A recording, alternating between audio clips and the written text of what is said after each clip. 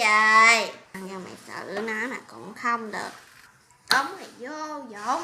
Nhưng mà cũng không sao, tìm cơ hội giết nó luôn cho tao. Đi nhanh lên.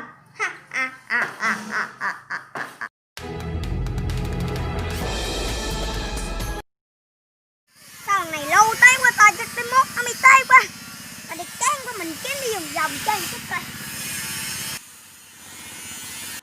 Cuối cùng mày cũng đến hả? Để tao có đâu lâu không đó hỏi. Mày hẹn tao 8 giờ, 7 giờ 55 mày tới rồi. Hả? Tao tới sớm cái gì đâu mày. Tao muốn tới đúng giờ. Mày kiếm tao có chuyện gì nó lạ. Thấy chưa? Kêu mày lại giúp tao giết qua tam kiếm. Băng tam kiếm là băng cái con nào? Gặp tao là nó đi mạng nó rồi. Mày không cần phải lo. Có tao giúp đỡ.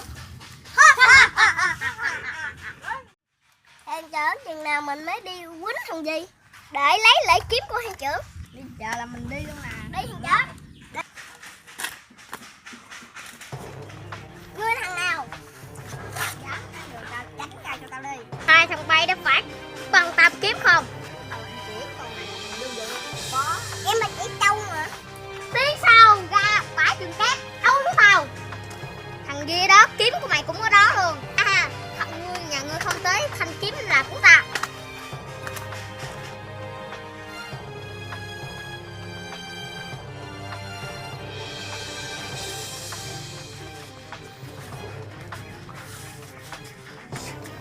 Mày bắn tao để đấu tao. Đúng đó hả? Nếu ngươi thấy thằng này ta sẽ chặt kiếm cho ngươi. Kiếm tao đưa đây. Kiếm của mày ăn đây, trong tay tao đang giữ. Tao sẽ cắt nó. Đổ đi, ta không sách sáo. Được. Mà thằng áo đen kia, mày thằng nào? Tao là thiền phó của băng hay áo đen đây. Tao là hiện phó của băng tam kiếm nè, tao mày mới lộn. Đó thiền phó thằng nào mạnh hơn là được. Cái gì? Ôi gì?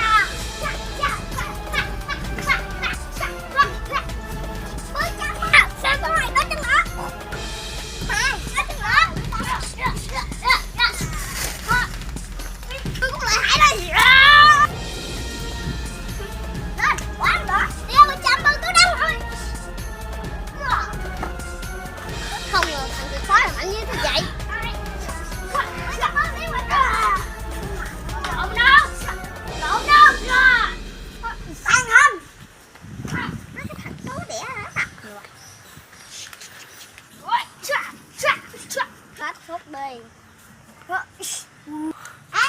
có họ nè.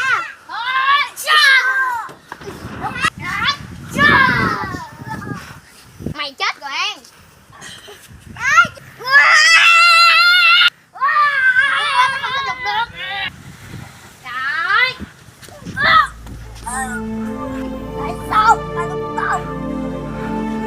Mày chết cũng không đáng tiếc đó. Chú ta là tiêu diệt băng tam kiếm.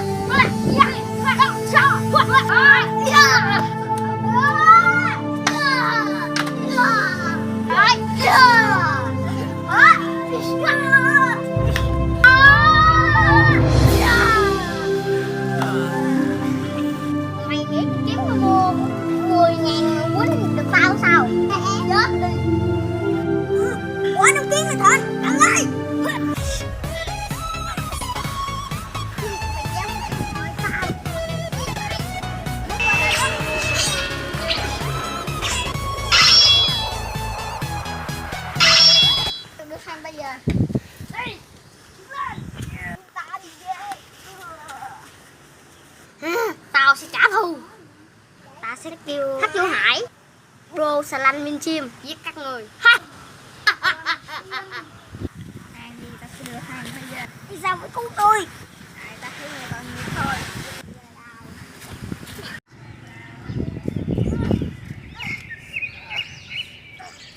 Đô xà lanh minh chim, Đô xà lanh minh chim. Minh chim, người đâu gọi, người đâu gọi. Kẻ nào đang kiếm ta?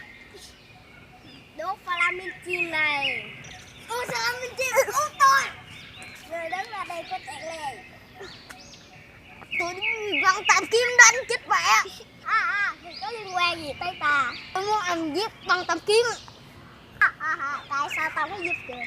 Ông là bạn thân cứu thuyền trưởng tôi, anh phải giúp tôi chứ.